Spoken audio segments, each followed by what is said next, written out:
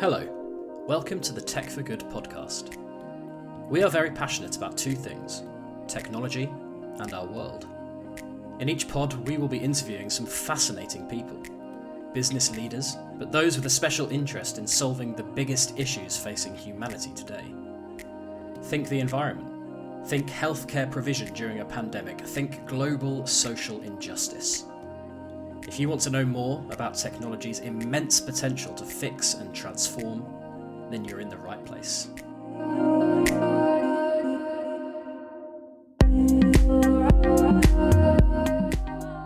In this episode, I speak to Gordie Ross.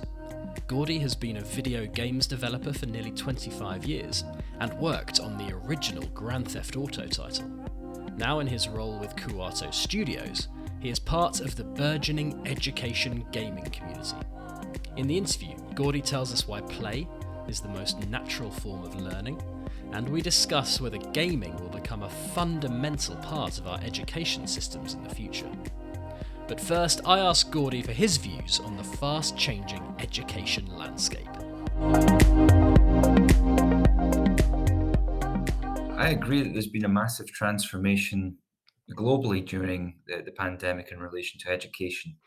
Just about everything in which I guess society is engaged has changed. But what I think is, that's an ongoing process, and it's something which was already happening in terms of remote learning, for example, which is the most obvious aspect I think that the pandemic has accelerated. I think that, particularly, for example, in higher education, the concept of the webinar was already at play. Lots of universities have thousands of online students who are being validated online as well, using games as part of that process. And I just think that it was the older generations, more so than the younger generations, who were a little standoffish in relation to that. But the pandemic said, no, everyone, boom, get online. Do you think it's being done well though? Do you think like remote learning was something that was really engaging students in the right way? It's a good point. I think what was it? I think, like most things, it can always be better. We are at an early stage in the life of even the internet. So we're still learning culturally how to adapt to this new media, this new way of being together without being physically together, and that's quite an amazing thing that we've got going on there as a species. Where if we went back to the 19th century, for example, it would seem like magic.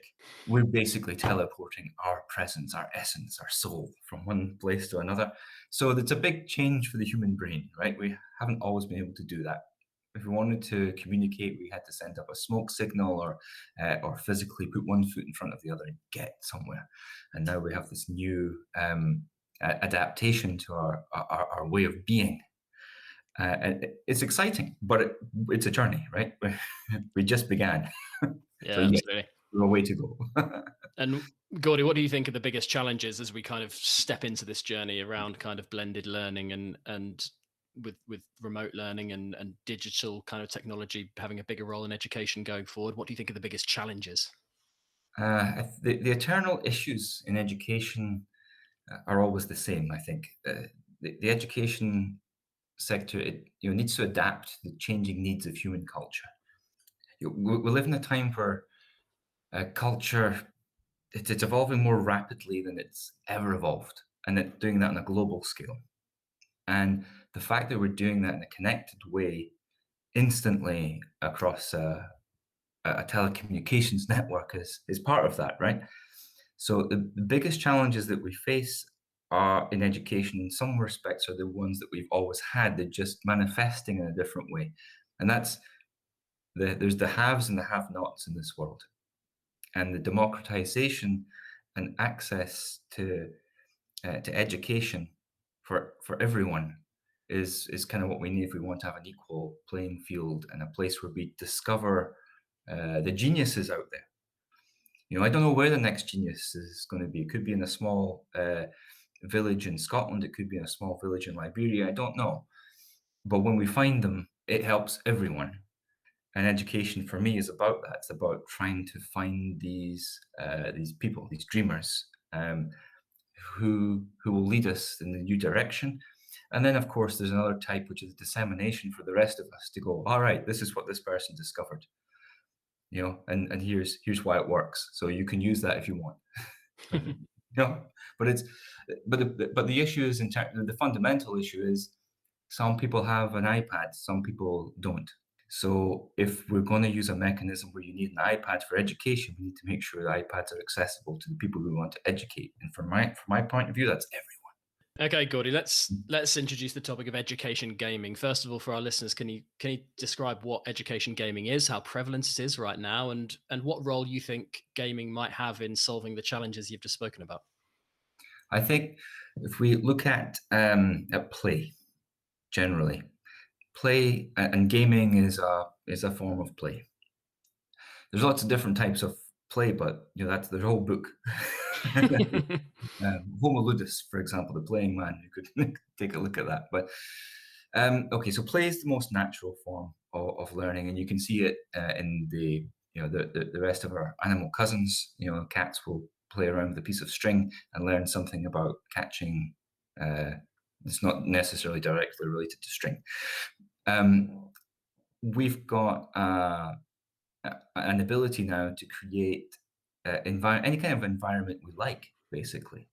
We're not limited anymore. When we have education in gaming, we can create the play environments that are guided or suited to a particular type of learning, and that's the key factor. We'll focus you in here, and we say we create an environment for you to play and explore, and fail 1,000 times in it without consequence, and by doing so, you will succeed.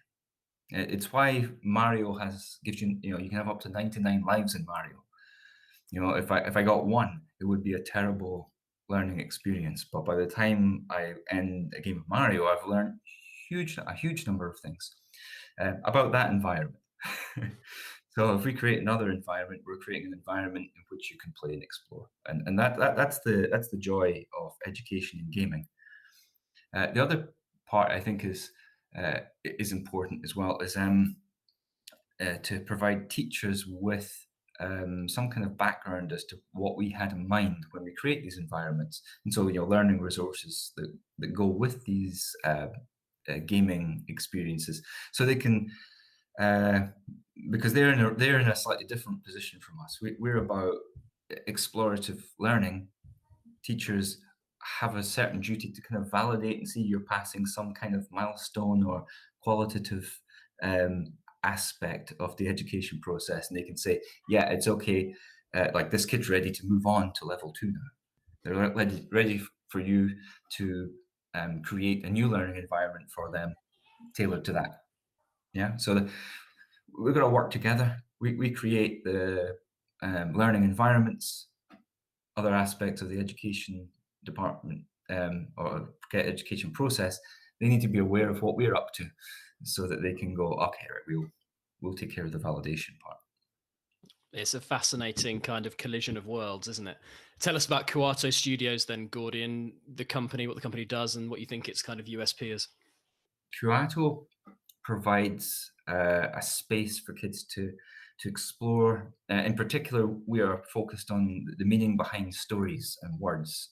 That's the fundamental way in which humans communicate ideas and can imagine something in their mind and then tell the rest of the world that maybe this is a good idea. It's a good way for us to all behave. You have to be able to communicate, and words tend to be how we do that. Whether it's sign language or speech or writing things down, or in some respects, I would say even cave paintings or hieroglyphs.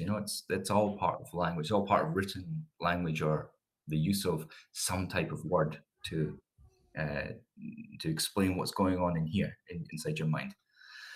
So we're basically focused on creating those environments in which the kid can explore, and depending upon the audience and the age group, we look to guide them less or more in that exploration. But the main important part for us is that they're engaging with with words, with narrative, with story, and beginning to understand the meaning behind these this amazing tool that our species has.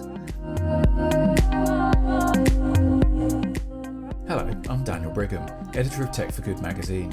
I hope you're enjoying this podcast, and if you want more, you can head over to techforgood.net for some compelling and thought-provoking stories. From high-tech insect farms that could solve world hunger to a global mission to counter the spread of COVID-19 disinformation, we've got Tech for Good covered. You can read and subscribe at techforgood.net.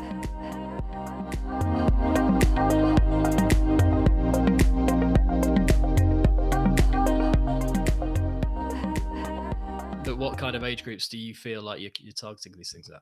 So in principle, yeah, we're talking 4 to 7 years old is our core, but we don't really want to limit ourselves to that as we go forward, because what we want to do is create a foundation and a joy and a love of storytelling, of wordplay, of the meaning behind things. Even maybe at some point we'll be thinking about the etymology of words and where the words came from and why you should be excited about that and why how that helps you learn about history and all of these types of things. But for now, we're basically saying, here, young people in this age group, 4 to 7.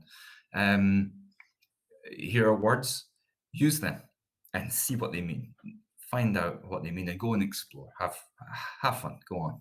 You're going to love this because those kids are just learning the power and the magic of words, and that's what we're about. Any insights on the kind of popularity? Maybe tell the listener about like your most kind of popular games, how many people use them, that kind of thing, just to give us an idea of that. So when we work with Disney, for example, so we are. I mean, they're wonderful storytellers, Disney, and they have such rich universes. And the thing about Disney, of course, is that they're smart. They've leveraged ancient stories and modernized them and brought them into a medium, or allowed us as well to bring them into a medium that a modern generation wants to engage with. So Disney Story Realms, for example, is one of the more successful projects. It's played by hundreds of thousands of kids over the years. It's been out for quite a while, and we continually maintain it and enhance that experience all the time.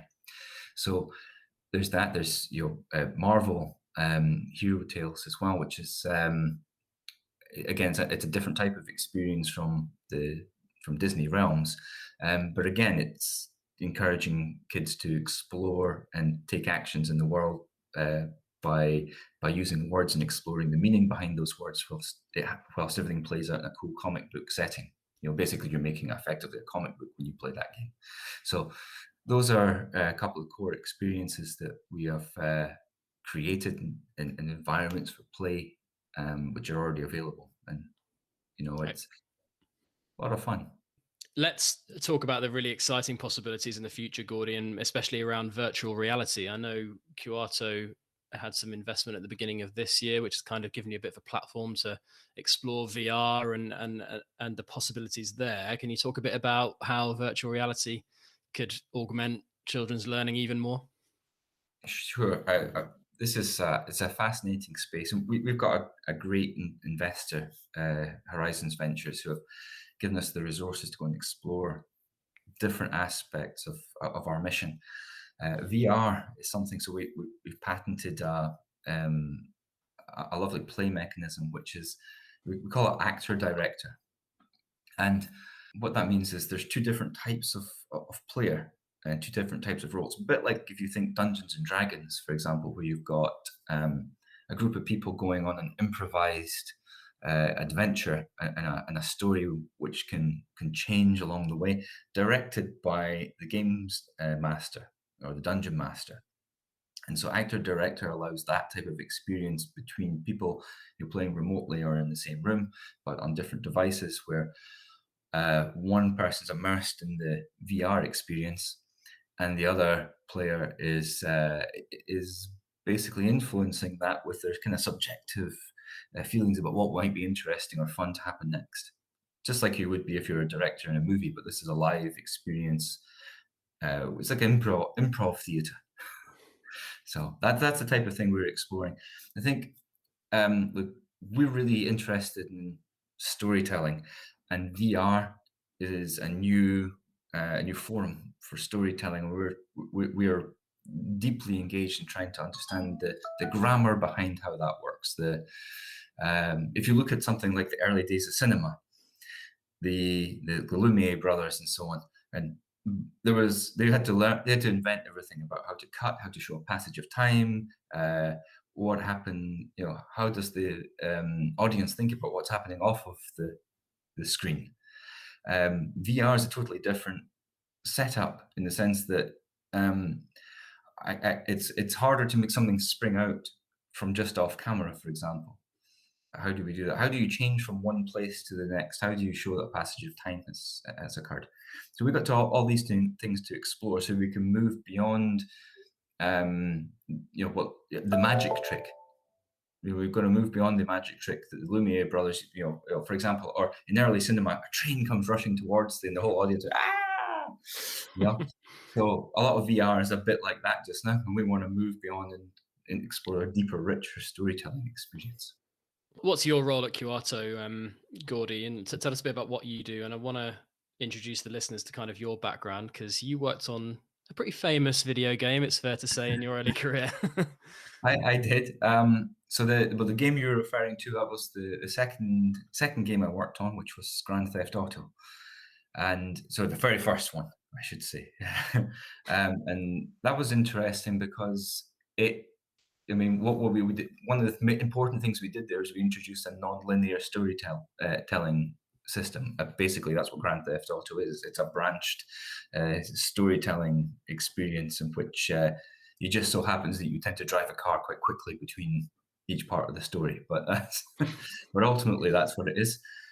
I was working with as part of in that same studio. We were working as part of the Nintendo Dream Team, which had been assembled by Nintendo for the N64.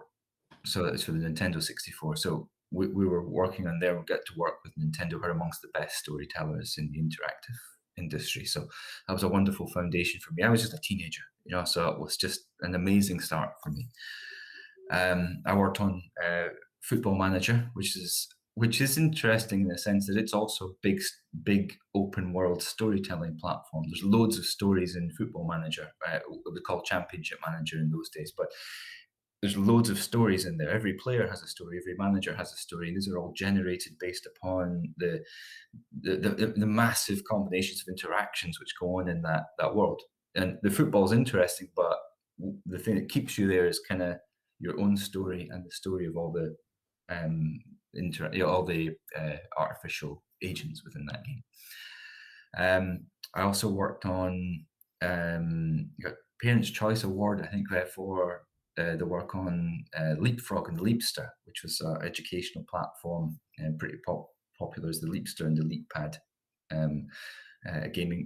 educational gaming platforms, which are really cool. Also, I did work for Hasbro on Littlest Pet Shop Online, which is a game for 4 to 8-year-olds, which was really cool. That was my first delve into online video gaming, massively multiplayer online video gaming. And also I was creative director on the Lego Worlds project. I developed the prototype before it was handed over for full production. So I did basically ironed out all the difficulties with the team, and then it went into full production using a different technology, but the same design mechanics. So yeah, basically I'm a new product designer or a new product development manager. So I tend to be about doing new things rather than repeating the old ones. Do you want to keep up to date with the latest in enterprise, technology, and digital transformation? Visit digitalbulletin.com for news, long reads, thought leadership, and so much more. That's digitalbulletin.com.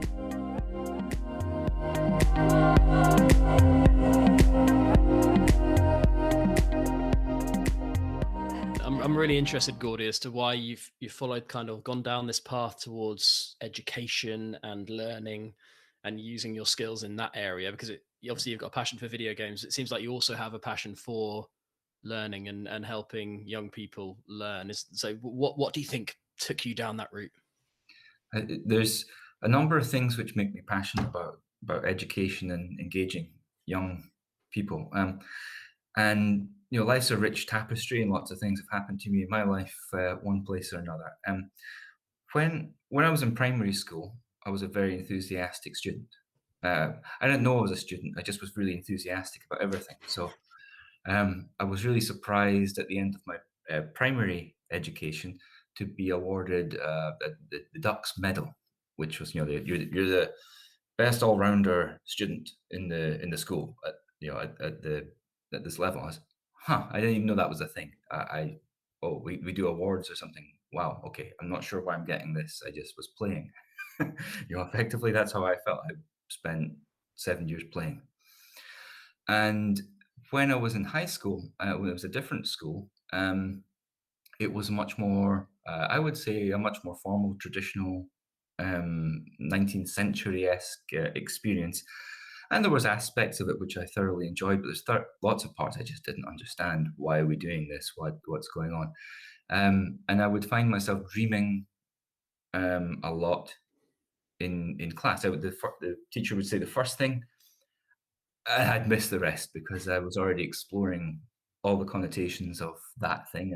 And so the lecture didn't work for me, basically. Exploration and engagement and play. So I realized, and I realized I was still able to learn loads and loads of things.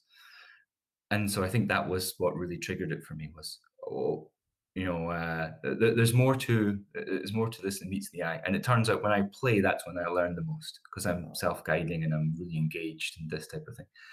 And that's really interesting. So what you're doing today, you can really kind of relate back to that experience you had as a learner. Yeah, I basically never grew up.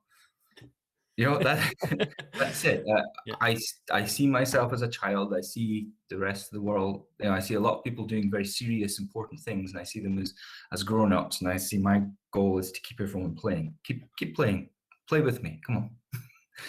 It's a strange way to look at the world. For a long time, I thought that the rest, like a lot of people out there, felt like a different species to me. Grown-ups. And I never really saw myself as part of that club. And then I began to realize, well, okay, I shouldn't be so harsh. I think in a lot of ways, grown-ups are just more experienced kids. So we're just, and over time we're not so willing to let our fingers get burnt whilst we explore the fire. Yeah. And it's interesting that you've been vindicated in a way, because you've gone on and had been able to establish a professional career and in that way, right? Yeah, it's funny. You're actually making me think even further back in time to when I got my first computer, which would, I don't know, be around 1981. And my dad had said, he'd started saying, look, I'm getting you this computer so long as you learn how to program it. And, it's not just for playing games. And I did. And it was, I think I was probably about 30. And I think I just moved to work in Canada on a project which was, $5-7 million budget, which was relatively sizable in those days. And I was having a conversation with him, and he said, we bought you those computers so you learn how to program them and not just play games. And I said, Dad, what have I been doing since I was 18? Yeah. Oh yeah. Okay. I'll stop saying that. End of conversation. Yeah. Brilliant, Gordie. Sort of coming to the end of it, I want to bring it back now to the kind of gaming and education worlds and look into the future. And do you kind of seriously believe that gaming can become a fundamental part of education systems going forward? I truly believe this is the way forward. I think, something I would say, this is, let me just go a little bit out there and say, if you look at Star Trek, The Next Generation, you look at the holodeck, that's their main place for learning and training and exploring and playing in a safe way. VR is a bit like that. You'll notice they use words to speak their experience into being. They don't go and code it in that sense. They use meaning behind words to create their environment. And I think that's kind of the future. It's going to be a situation. I want to explore this space. I want to understand what it was like to be in a street in the 19th century. Bing! And it's there. And so I can experience it. So I really learn by experiencing, not reading a book and trying to imagine what that author thought it might be like. I can explore it. What would it be like? I want to understand the Tyrannosaurus Rex. So I'm in a 19th century street, and I kind of get that now. What is a Tyrannosaurus Rex? Give me a Tyrannosaurus Rex here. Pound. Wow, that's what a Tyrannosaurus Rex is really like. And I can relate what Tyrannosaurus Rex is really like, because I just learned about what it's like to be in a 19th century street. And this is what it would be like if the two were combined. Oh my goodness. Okay, I really understand the power of a Tyrannosaurus Rex now, as opposed to a Tyrannosaurus Rex is capable of exerting a pressure on the ground, which would be equivalent to blah, blah, blah, blah, blah, blah. You know? So that's where I see it. I mean, I see it will go that way, and it will allow us to just play and experiment, have an amazing time whilst we're learning. You know, it won't feel like a chore to learn. You know, learning shouldn't feel like a chore. It should be the most exciting thing you experience in your life. It's something new. Yeah. So what you're saying is you believe in the future where children are better educated and they are, because it's fair to say that the current system, certainly here in the UK, I wouldn't want to speak for anywhere else, but the system here in the UK has come under a fair bit of kind of criticism, and there are certainly strong voices against current kind of methods. But ultimately, you're an optimist, and you believe that we will go down a path where, and that path is lined with technology and gaming and those things, and ultimately children will learn better because of that. Yeah, our world going forward is going to be a mixed reality, right? It's going to be digital and it's going to be physical, because we're physical creatures, right? If we were to look at our generation, for example, I won't put you in the same bracket. Look at my generation, and then put us in a field with sheep in the 19th century. We'd be hopeless. But between the 19th century and now, we went from something like 85% of people working in fields with sheep and other animals to 1% of the population using tractors and moving food around, growing food and moving it around, and the rest of us do something else. So if we look at, I think there's wonderful things we look at. So I was watching a funny video about the interaction between, I guess we'll just say for the sake of argument, a millennial and an older guy in his 50s or 60s who was looking to maybe hire her or not hire her. And her demands about her lifestyle were completely out of scope for him. She wanted to start at 10 and maybe work till 4 or something like this. The reality was that with her skill set and her understanding of his business, she would have been working at 11 o'clock at night to update a search algorithm or something on our mobile before going to the concert. So she would be working all the time when it mattered, rather than when he thought it was important. And I think that is also true of our education system. It needs to reflect a change of culture. It can't always be going, no, we're going to program you to go on a factory line or sit in a row of accountants and do ledgers. And we're going to ring a bell when you have to go back to the classroom, that kind of thing. Yeah, exactly. Look, robots are going to be doing most of the manual labor, so I can't trade my manual labor for anything because robots do it. Artificial intelligence is going to do the grunt work of solving and iterating over 1,000 problems. So again, from an accountancy perspective or even from a legal perspective, those jobs are under threat. So the only thing that I have is to set goals. What do I subjectively think we should be doing? So it's about philosophy ultimately at the end of the day. That was the Tech for Good podcast. Listen, subscribe and rate us on Spotify, Apple Podcasts and Stitcher.